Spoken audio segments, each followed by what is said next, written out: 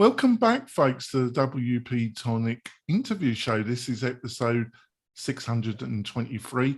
We've got a great guest. I think it's going to be a fascinating interview. We've got Mark Zahra, the CEO of RebelCode. These are the people behind WP Mayor, and if you've been part of the WordPress community, you know that website. Also, they do a number of plugins and SaaS kind of products. One of them is SpotlightWP.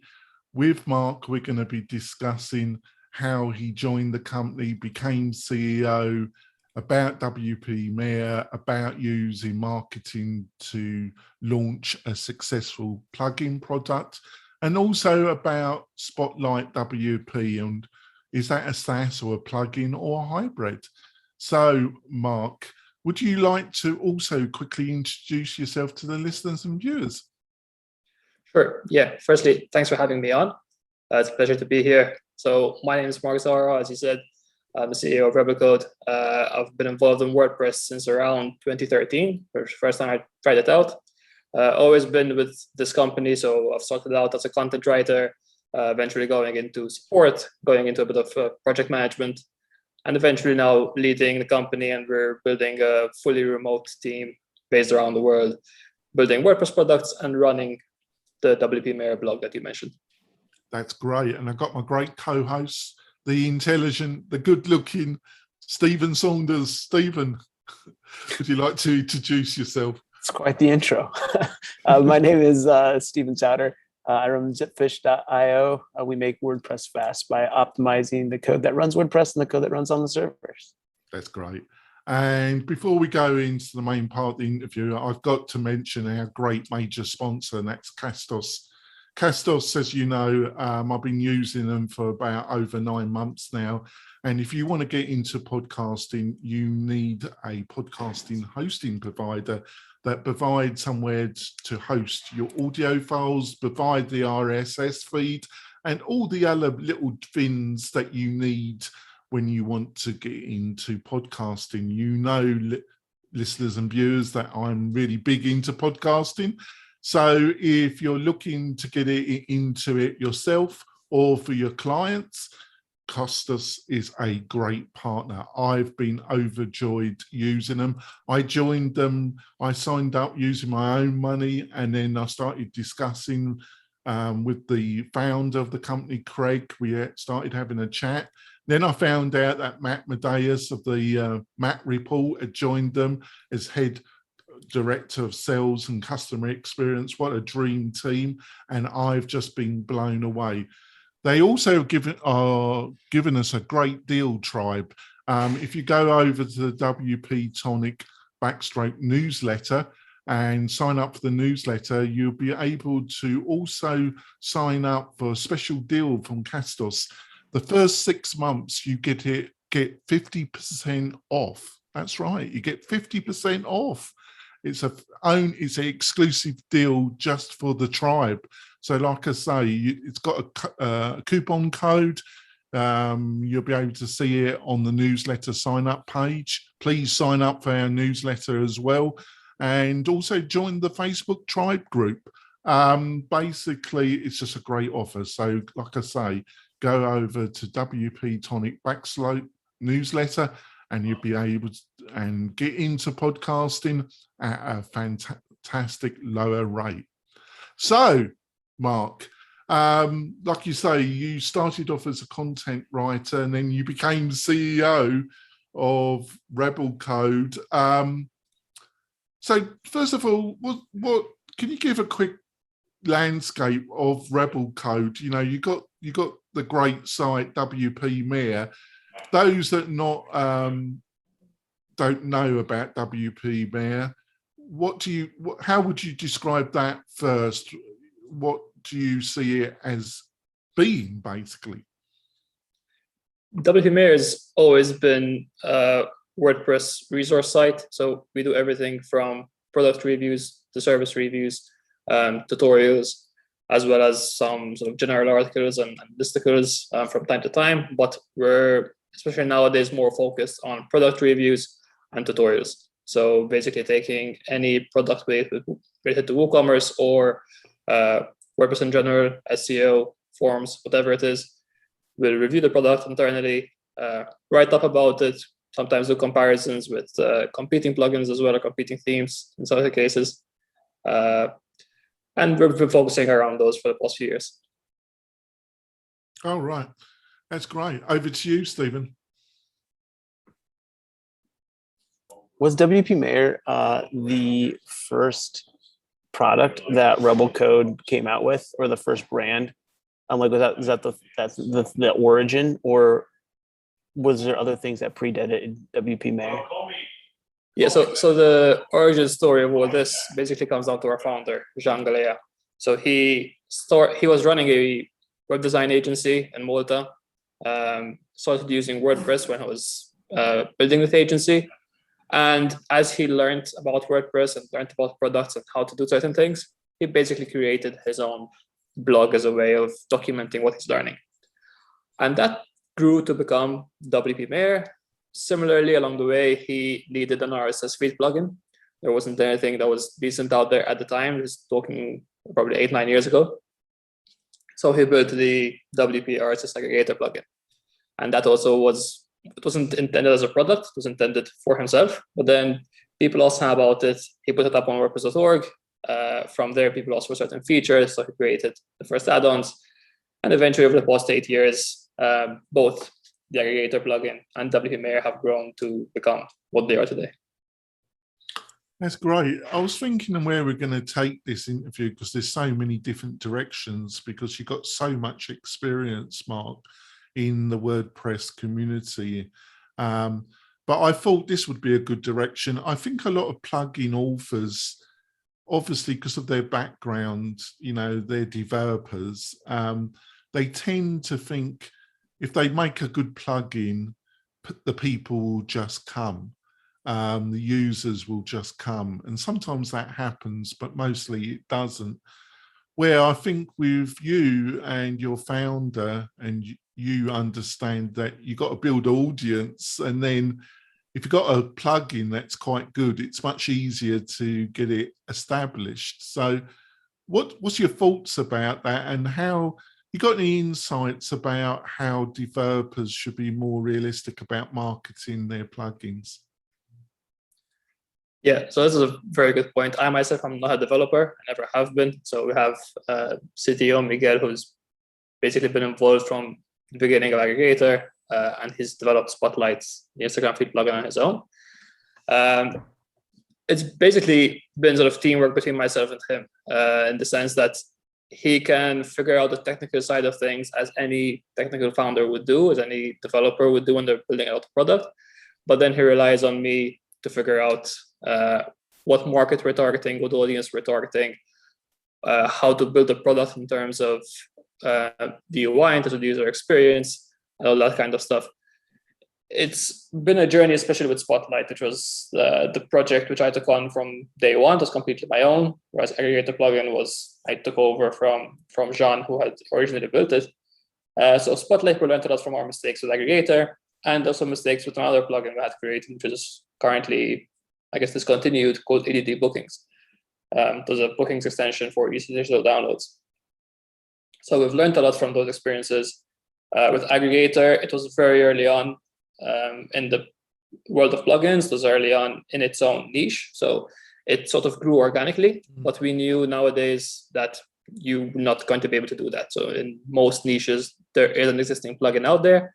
With Instagram, for example, we knew there are existing plugins out there with tens of thousands, hundreds of thousands, even millions of users. So we knew we had to distinguish ourselves. So just developing something which is technically on the same level as what exists or a bit higher doesn't matter unless we get the marketing right, unless we get the targeting right, and unless we get even the plugin itself right, the user experience. But that was the biggest thing. So aside from figuring out how we're going to target the right people, be it through WP Mayor or partnering up with others, plugins, hosts, whatever it might be, we looked a lot at the user experience, which we gave a lot of importance to, and we still do to today. So we still adjust things basically from month to month. And the idea was that when someone installs Spotlight, it's not just a list of settings, it's not just a page with no instructions. from the first page you see, it's instructions on what to do. So you just follow the steps. You, for example, with Spotlight, you pick a template, you connect your account, your feed's done. Everything's designed for you, fully responsive for you, and so on. So literally in less than 7 clicks, you can have your Instagram feed embedded on your website. And then you can take things further. So developers like to go technical, like to offer different options, different settings. And that's where, for example, Miguel had the freedom to develop his own stuff, take things a step further, even teach me a few things and show me how we can improve certain areas of Spotlight. And the combination of both skill sets basically helped us to get Spotlight to where it is today. We have some, I think, 25,000 plus active users, and we launched in late June of last year, 2020. Wow. Over to you, Stephen. Do you think owning a publication like WP Mayor, like where you're able to broadcast and reach a large audience, played a huge role in getting to that number of 25,000 that fast? Or do you think there was just the need in the marketplace for this plugin? So I think there was a need for a better solution than what there is right now, or what there was rather. So everything was pretty old school, lists of settings. You create your feed, you're not saying anything, you're just picking settings, and then eventually you have to embed it and see what's created. So we took a different approach. We took the essentially Gutenberg approach. So we copied a lot of DUI elements from there. And you have a live preview and so on. Customization is very easy. You have a lot of presets and just simplifying the whole process. And it's not necessarily shortcode based where you have to build very long shortcodes. For example, we have the block where you can, within the block, select the feed. We have an Elementor widget where you can customize the feed within Elementor and all these kinds of things. But WP Mayor helped in a couple of ways. So yes, it helps to get some reach. So we write tutorials about Spotlight. We included Spotlight in existing blog posts about Instagram plugins or about social media plugins, or about different marketing areas of marketing. But I think the biggest advantage of WP Mayor was the connections it gave us over the years. So not just publishing on that site, but having the connections to other plugin owners, to other business owners, hosting companies, and so on. That helped us early on in getting Spotlight either recommended by certain blogs or recommended by certain hosts. Obviously, there's still, you need to prove yourself anyway. So it's not just a case of knowing someone, you just get listed somewhere, for example. So you do need to prove why this product's worth mentioning, why it's better than competition, and so on. So we did that, and it was a challenge early on as well to get featured on certain sites. But as it grew, basically as we built our own social proof for Spotlight, it helped us, and we could get in the door a lot quicker. Yeah, starting out with those connections probably like helps just speed up that flywheel. Like a good product stands on itself. It just is faster when you have a connection than you know, but the quality of the product also matters a lot. So I see what you're saying about those like going hand in hand. Do you feel like not being a programmer yet, like leading the company, has given you a lot of advantages over other like WordPress shops? It seems like a lot of people we have on here that do plugins are also programmers themselves, right? They're in the code, they're writing the code, or maybe they're not doing it today, but they were doing it at the very beginning. So it feels like you're like in a really unique position. Do you feel like that adds a lot of benefits to creating and crafting a plugin, or how does that all play out in like the day-to-day of trying to decide how to build the plugin or what's the next plugin to build? Or I think it gives me an advantage in that I don't need to think at all about the technical side of things. So I just think about how is this product going to work for this kind of person, for this kind of user? And then I can figure that out in my own head, look around for ideas, look at competition, look at SaaS solutions that are similar to ours, for example, and just play around with a number of ideas without thinking about what's technically possible with what we currently have in the code base, what's technically possible in general going forward, what we can do and what we can't do. So essentially, the teamwork that Miguel and I have is that I can think up any idea, propose it to him. Usually I do some basic mock-ups to give him an idea, document some things in writing, pass it on to him, and then it's a conversation between us of, hey, this isn't possible, this is possible. To do this, we need to change the code in these areas. It's going to take a bit longer. This can be really good for the future because it opens up other doors. So it works in a very good way. Because even for him, my idea can trigger an idea for him in terms of the code. So we're opening things up for the future, which is something we did with Spotlight sort of very early on, where we weren't just thinking about launching an MVP and that's it. We launched an MVP, but a lot of the code was prepared for a lot of the stuff that was in our roadmap for the next 6-12 months. Is it hard not to? Sorry, Stephen. We need to go for our break, actually. You can always tell when it's a great interview, Stephen. Always got more questions. We're going to go for our break, folks. And when we come back, we'll continue this great discussion with Mark Zahra, CEO of RebelCode. We'll be back in a few moments, folks.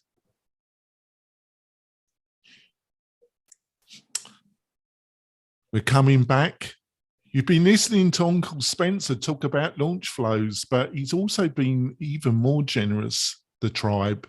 If you go over to the WP-Tonic / newsletter, he's offering the tribe a great deal on his lifetime license. If you use the link there and the coupon code, you'll get 1/3 off the lifetime license of his Launch Flows product. I thought I'd just mention that. It's very generous of Spencer. So back over, sorry to interrupt you, Stephen, in full flow, but it had to be done. Back over to you, Stephen. Yeah, I was gonna ask, is it challenging ever not wanting to get into the code? Like, you're close to it, like you could say, like, oh, I don't know if you have a background in coding or like what your knowledge level is, but like you could learn it, or you could get into it, or you could start diving into it. Is that like a decision that you've made that, like, no, like, coding is not something I want to do. I think it's better off if I just focus on the product from a product perspective. And is that challenging not to?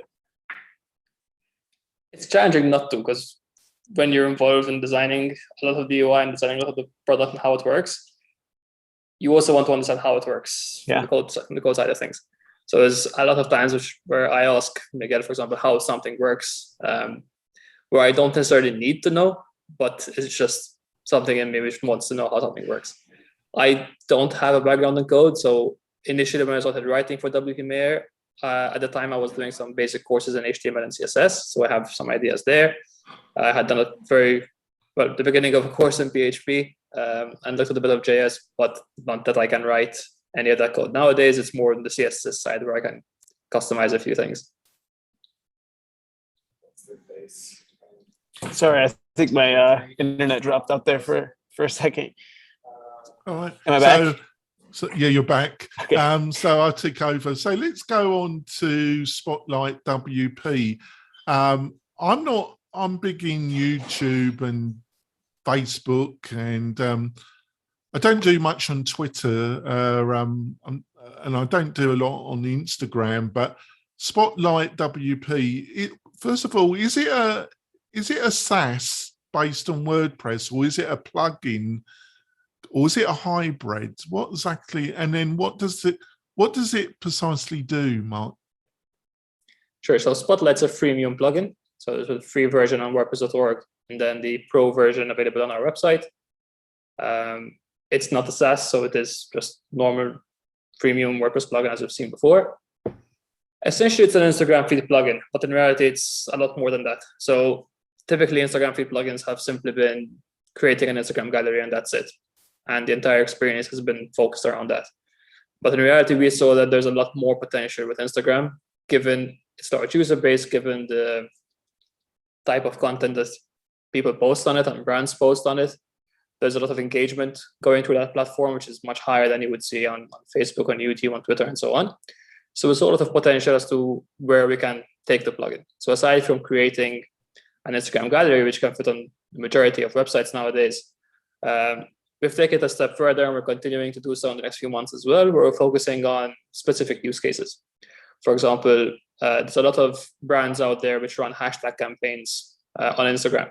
So they would be launching a new product or launching a new podcast or something, and they create their own hashtag and get people to share it and post about it and so on.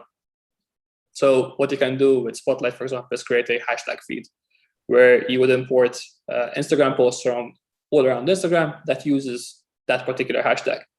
So it's basically adding social proof to your site. It can be used as well as testimonials. So if you have a hashtag with your brand name and people like, for example, your clothing brand, so they like your clothes and they would use your hashtag or tag your account, you can post those to your website as like a social wall or a testimonial wall of some sorts. And you have the Instagram posts directly there as proof, showing the caption from the original post of your followers and so on. And nowadays it's even, we're focusing a bit more on the link and bio solution, for example. So Instagram doesn't let you add links in post captions. It only lets you add a single link in your bio. So that's always been a problem. Instagram does it to keep everyone on their platform. So there are solutions out there, SaaS solutions like Linktree and so on, which basically give you a landing page, which is a reproduction of your Instagram feed, and you can have each post linked to wherever you wanted to link. We've done that for WordPress. So essentially with Spotlight, again, in less than 7 clicks, you can replicate your Instagram feed on any landing page on your website. You have full control over its design. So it's on your domain, it's on Linktree's domain, for example. And you have full control over the header menu that you want to put in, the imagery you want to put in. If you want to promote an upcoming event and put it above the feed, you can do that. And you can reproduce the Instagram feed. And there's a feature in Spotlight called Promote, where you can literally promote any single Instagram post. So you can have it linked to a blog post, linked to podcast episodes, linked to WooCommerce products as well. We integrate with WooCommerce. So it becomes a link in bio, shoppable Instagram feed, whatever you want it to be. Wow. Well, over to you, Stephen. That's really cool that it's bringing that all into WordPress. I know that there's some other Instagram plugins that I've used in the past that, or at least there was like a change in how the API worked, and you had to start creating your own app and then like link your app to like your WordPress to get like the authentication key. It was a huge pain. But Spotlight, it sounds like offloads that all to the platform. So you don't have to do that at all. Is that correct? Yeah, all you do is connect your Instagram account once. So it's the authentication process that goes through Instagram itself and Facebook itself. So the Instagram business account does it through a Facebook page, for example. So you do it once, connect, and yeah, you're done. We happened to, so they made that change to the API in early 2020, and they were postponing it because of COVID at one point as well. But we happened to decide that we're going to work on Spotlight and actually start working on it when that API change was coming.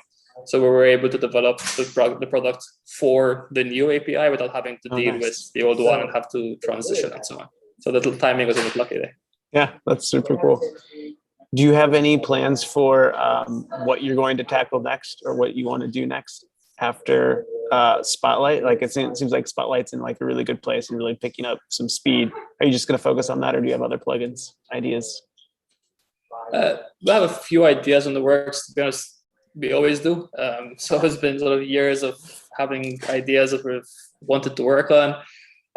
Spotlight grew out of the RSS aggregator as well, so it wasn't just out of the blue. With the RSS aggregator, people wanted us to support social media feeds. And in the past, many social media platforms had RSS feeds, but they discontinued them. So we decided, listen, it makes sense to go into social media. We chose Instagram as the biggest platform with the biggest potential. So we started there.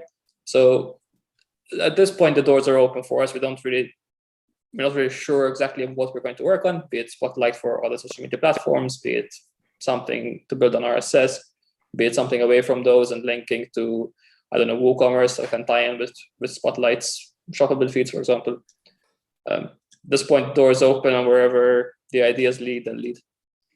Cool. At the beginning, oh, sorry, go ahead, Jonathan. Yeah, sure. I was just going to, thanks, Stephen. I was just going to ask you, Mark, what's been the biggest surprise in launching Spotlight WP? What's been the biggest thing that surprised you that you didn't see on coming, basically? Have there been any surprises? Good question. I did get the odd one, Mark. Also, off the top of my head, I'm trying to think back as to what's happened. The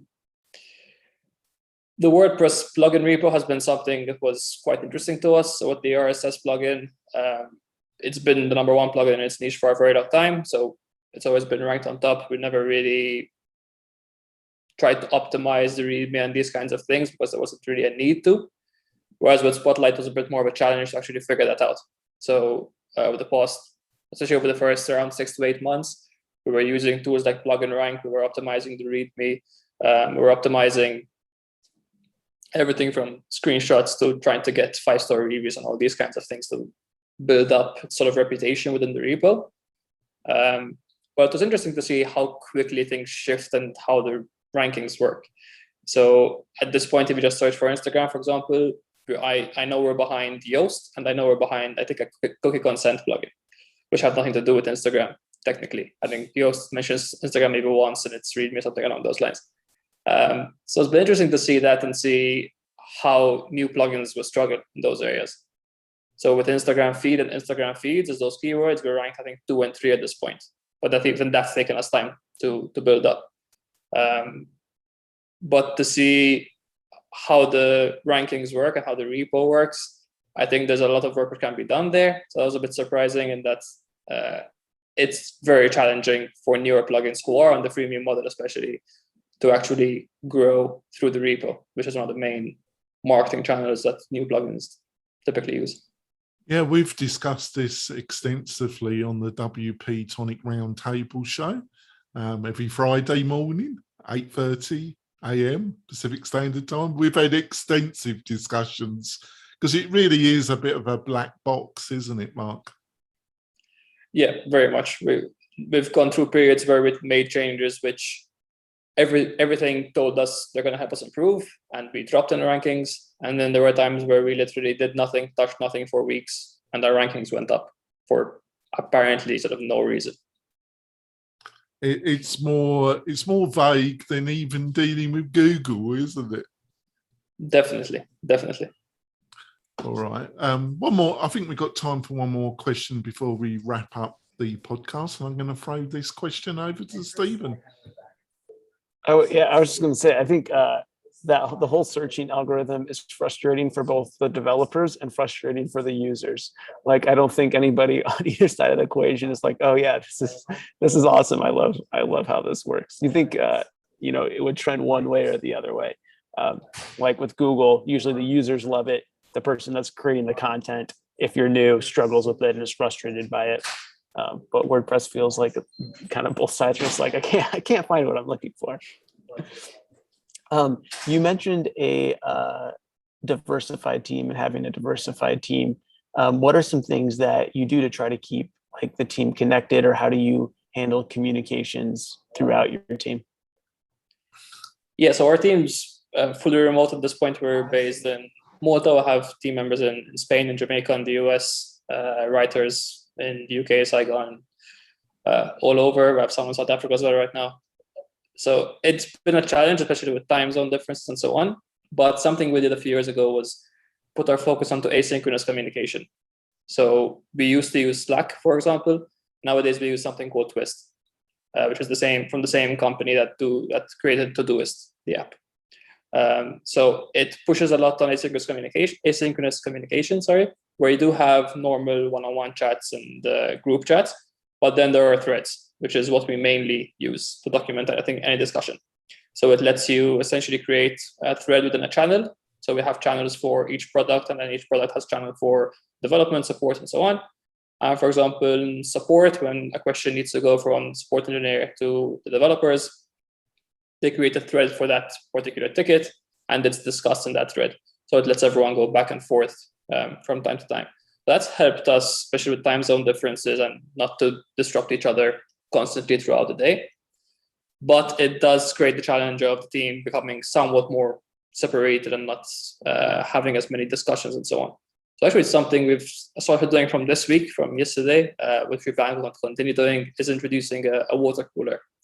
So every, I think, 2 weeks at this point, we're going to be doing it. We'll do 1 or 2 hours where anyone can hop onto a call and basically just have a chat about everyday life, just joke around and all these kinds of things, play online games, celebrate birthdays together and these kinds of things, and just have a laugh together, get to know each other, because you do tend to remain quite split, especially with COVID. We can't do any team meetups and all these kinds of things. We had one planned for last year, we couldn't do that.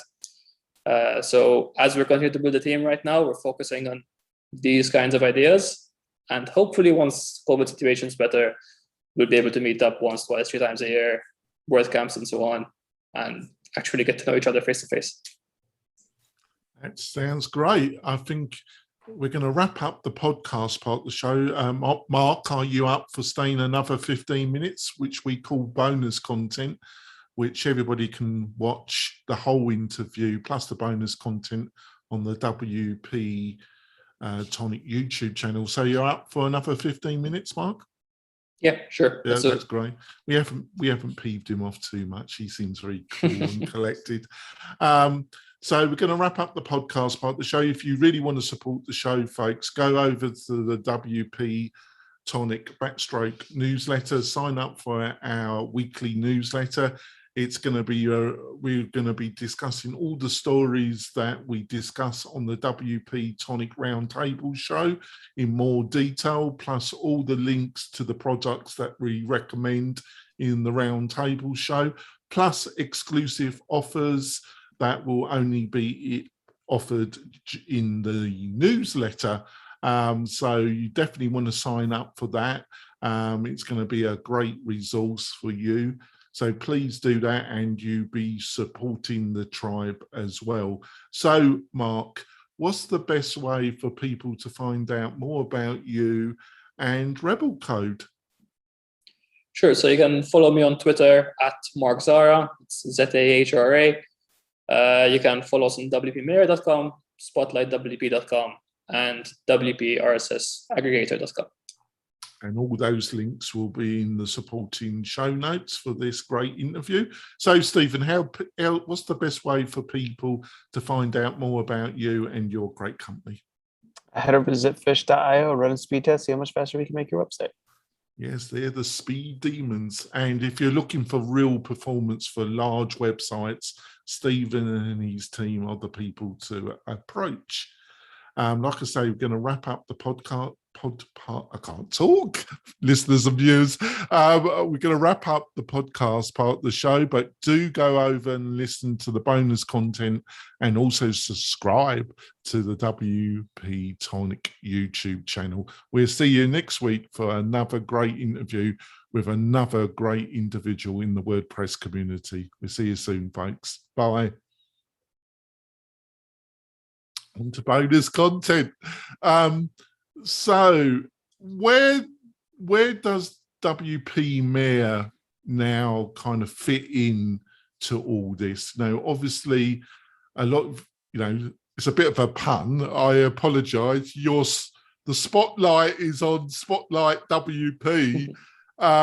So how do you keep the focus also on WP Mayor so it doesn't die on the vine a little bit? How do you deal with that, Mark? Yeah, so my focus has shifted a bit more towards Spotlight in the past year, so that's true. But what we've done is we've built out a team to be able to manage all products and all projects that we have. So WP Mayor, I'm far less involved than I was even just 2 years ago. But now we have Gabby, who is our content manager in WP Mayor, but in reality, she does a lot more than that. So she runs the entire project. So she's been involved a lot in the redesign and relaunch of the site, which we did late last year. She's been involved a lot in generating new content and updating old content and creating new partnerships with affiliates, improving our services. So we changed the services we offer to WordPress product owners and service providers. So we changed some packages there. And she's even currently working on a podcast of her own, which will be launched soon for WP Mayor. So she's very much taken over and helped me a lot in taking that off my shoulders. I know an English person that might be mildly interesting for the podcast. I don't know. Well, I definitely know a good-looking American that might be. You probably want Stephen, not me, anyway. Over to you, Stephen. When's the podcast launching? I'm excited. Hopefully by the end of this month or maybe early September. So next 2-3 weeks should be good. I know excellent RSS and hosting provider. And it's got a great. We're working with Custos. Oh, great! You got great There you go. taste. So there we go. I'm sorry, Stephen. I interrupted. No, you're fine. What's the like? Can you give us a sneak preview of like what the format of the show is going to be like, or kind of what direction you're taking it? Yeah, so we're at this point it's a bit generic as well, in the sense that we're still sort of figuring things out, but we're speaking to product owners in the space, service providers, people from different hosting companies, and picking different topics. So we had discussions about plugin businesses. We've had because we've recorded a few episodes already. We've had others around performance, site optimizations, and these kinds of things. I think we're getting into WooCommerce hosting as well and figuring out those kinds of things. So we're just speaking to a few people here and there and see what comes up. And in the future, maybe we'll start specializing in different areas. Cool. Are you going to be basing it on like the articles that you're writing right now? Like there'll be an article that goes along with the podcast, or is the podcast going to be kind of its own thing with its own content, and the articles will still be driven however they're normally being driven right now? So the current articles where they're being driven will continue, but there will be something tied between the podcast and content for sure. Be it a podcast episode inspired by one of our top posts, or posts to go along with the episode. I think we've worked on a couple already, where maybe even we'll work with the guests on the podcast to actually put whatever we discuss into words and create a tutorial around it, for example, these kinds of things. Do you feel like the WordPress news or what's happening in the WordPress world has changed since the time that you've worked in it to what's happening now? Yeah, like the style of story or like what's going on? All right. Yeah. So when I started writing, there was a lot of sites writing listicles, for example, and these kinds of things, which typically performed well for affiliates, which we did as well in the past. Now we're doing a lot less of. So now I think there's a lot more focus on quality content, because a lot of sites do typically have the same content over and over again. So we're working on trying to be a bit more unique in certain areas, definitely being more opinionated, even in product reviews and these kinds of things. Well, if you listen to my roundtable show, have you listened to some of the episodes, Mark? It's been a while, but I used to listen to a few. Yeah. Oh, you've got to come back. I've become even more opinionated, So if I don't get a cease or desist letter every week, I don't think I'm doing my job, Mark. Back over to you, Stephen. How do you position yourself? Like you're saying, you're becoming like more opinionated as a brand. Does the brand adopt an opinion, or does each writer have their own opinion that they bring to the table? Or how do you thread that needle where you have multiple writers, you're a larger brand in the WordPress ecosystem, and you're trying to have opinions on plugins and ideas and thoughts in the WordPress space? Yeah, so that can get tricky from time to time. The writers we work with right now have been with us for quite a while. So we do tend to have very similar opinions in the majority of cases. So it's never been that big of an issue. There have been cases where a writer would be working on a product review, for example, and it'd be a product that, for example, we know the owners of or we're very fond of, but they pick out certain negatives. And that's something we expect and something we don't mind, essentially. So the way taking product reviews is one of the main things we do. As a service, we offer product analysis. The option to publish it on our website is optional for the owner. So we write the analysis up, we do our testing and all these kinds of things. We provide that to the owners, and then it's up to them whether it's published or not. So that helps us to a certain extent for the owners to decide what's going to be done or to address certain issues before publishing and these kinds of things. But typically it hasn't been that big of an issue, just because we do tend to be on the same page in the majority of cases. Is it hard to find writers that are skilled in WordPress and writing? Because like you have to have this technical base knowledge of how WordPress works or how plugins work or the ecosystem as a whole. And then, writing articles from there. Is it a challenge to find the people to do that? It is, definitely. So we've faced a challenge over the years. That's why the ones we work with who have been with us for a while, we do our best to keep them on board, because it is challenging to find someone again like that. We've gone through multiple hiring rounds of writers, or we've tested people out. They might work for a post or two, and then another type of post comes up and you see deficiencies coming through. Not necessarily because they're not good enough, but because they won't have enough experience with a certain area, for example.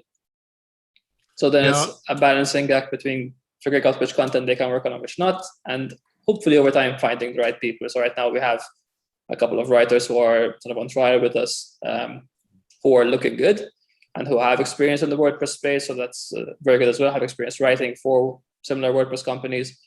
But yeah, even finding these two, it's taken us a good few months, couple of years of trying people out. Yeah, I'm a friend of Brian Jackson, the former content manager of Kingston. I think he's one of the top content SEO WordPress stroke experts in the WordPress community. And I know that, you know, he had a team at Kingston. Finding these type of people is not easy, is it, Mark? No, not at all. Yeah, I've followed Brian's work for a while. I followed him. It was at Kingston, even now launching NovaShare and all these plugins. Yeah, it's not easy. So when you find someone, you have to keep them on board, and you have to have your own sort of style documented. So even when you bring a writer in, they know what you're after. So everyone has their own style, and every writer gets to keep their own style, but they adapt to what your brand's trying to do as well. So I think it's a good mix of both. Yeah, I know Brian does that when he was working at Kinsey. That's what he helped develop, because you think otherwise a lot of time can be wasted in getting somebody on board, can't they? Just one last question and then we wrap it up, because I know you need to go for your dinner. With a glass of wine, probably. In Malta, folks, it doesn't sound bad, does it? It's probably a bit hot, though, isn't it? Is it? Yeah. And one last question. The thing that surprised me, as you build influence in the WordPress community, if you're doing it, you know, and we all hope that what we do grows, but as your influence grows, and I just want to see if you've had the same experience, as the WP-Tonic brand and channel has grown as well. I've been amazed at the amount of complainers, whingers, arrow throwers, people that complain endless to you that either you haven't promoted their product the right way or you've said something slightly disparaging, and the amount of flack you get, and you got to really, in the end, treat it like water on a duck's back. Is surprising. Has that in some ways been your own experience? Yeah, definitely, both from the mayor side and even on the product side with support. So I've even at one time had someone come through product support. I forgot exactly what the issue was, but at the end of the day, they weren't happy with the product for an issue which was related to their server, not to us, so we couldn't do anything. It was many months after they purchased, so we couldn't refund them. And they actually went through the trouble of finding all my social media profiles, personal ones, finding my personal email and everything. And I've got personally offended and insulted on every single platform. And they found all my photos on Facebook and commented on each one, insulting me personally. So, sorry to laugh. I'm sorry to laugh. But nowadays I laugh as well. To say that they're slightly bonkers and they've got too much time on their hands is a slightly understatement, isn't it? Yeah, I mean, you have to think, like, we instructed him on this person. I forgot to put it was him or her, to be honest. We instructed them on what the issue was and how to fix it from the server side, like what to tell your host. But they went through the trouble of spending God knows how much time to actually find my profile and post those comments rather than speaking to your host and fixing the actual problem. So I've had very similar experiences, actually. I've been amazed at how some people were trying to track my stuff down, and but I thought I would ask that. That's the type of question we ask in the bonus content, not in the actual podcast. we get more nitty gritty in the. I think we're going to wrap it up now. Obviously, Mark wants to go over and have his meal and his wine and socialise with his family, not talk to English geezer like me. Thanks, Mark. You have to come back on the show. Hopefully, you will agree. I've really enjoyed the interview. I think you have as well, haven't you? Yeah, definitely. And I'd love to have you guys as well on the WP Mayor podcast at some point. I mean, continue the discussion there. You don't have to be nice to me. I know you really want Stephen on your podcast. Not both of you is good. So I understand. He's the star. I'm just the old geezer, Mark. I know my place. We'll see you next week, folks, for another great interview. We'll see you soon, folks. Bye.